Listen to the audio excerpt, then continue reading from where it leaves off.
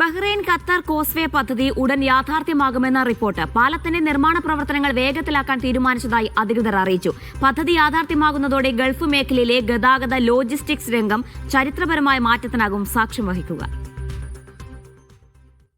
ബഹ്റൈനെയും ഖത്തറിനെയും തമ്മിൽ കരമാർഗം ബന്ധിപ്പിക്കുന്ന പാലം ഉടൻ യാഥാർത്ഥ്യമാകും. പാലത്തിന്റെ നിർമ്മാണ പ്രവർത്തനങ്ങൾ വേഗത്തിലാക്കാനും പദ്ധതിയുമായി മുന്നോട്ടു പോകാനും തീരുമാനിച്ചതായി അധികൃതർ വ്യക്തമാക്കി. കൃത്യം 6 മാസങ്ങൾക്ക് മുൻപ് ഇരു രാജ്യങ്ങളുടെയും ഗതാഗത മന്ത്രിമാർ തമ്മിൽ ഇത് സംബന്ധിച്ച ചർച്ചകൾ നടന്നിരുന്നു. ബഹ്റൈൻ ഖത്തർ അതിവേഗ കോസ്വേ, സംയുക്ത സമുദ്ര ലിങ്കേജ് പദ്ധതി എന്നിവയടക്കം അന്നത്തെ കൂടിക്കാഴ്ചയിൽ ചർച്ചയായിരുന്നു.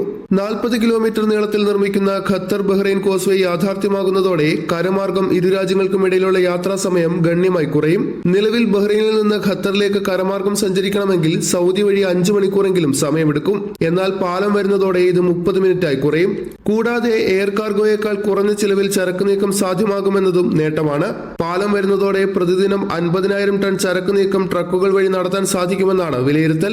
ബഹ്റൈനെയും ഖത്തറിനെയും തമ്മിൽ കടൽമാർഗം ബന്ധിപ്പിക്കുന്ന ഫെറി സർവീസ് ഈ വർഷം നവംബറിൽ ആരംഭിച്ചിരുന്നു.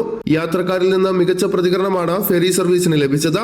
എന്നാൽ കാലാവസ്ഥ പ്രതികൂലമാകുന്ന ഘട്ടത്തിൽ സർവീസ് മുടങ്ങുന്ന സാഹചര്യം ഉണ്ടാകുന്നു എന്നത് ഒരു പോരായ്മയായി തുടരുകയാണ്. ബഹ്റൈൻ ഖത്തർ കോസ്വേ യാഥാർത്ഥ്യമാകുന്നതോടെ ഫെറി സർവീസിന് പുറമെ മറ്റൊരു യാത്രാ ഓപ്ഷൻ കൂടിയാകും ആളുകൾക്ക് ലഭിക്കുക. Media 1 Bahrain.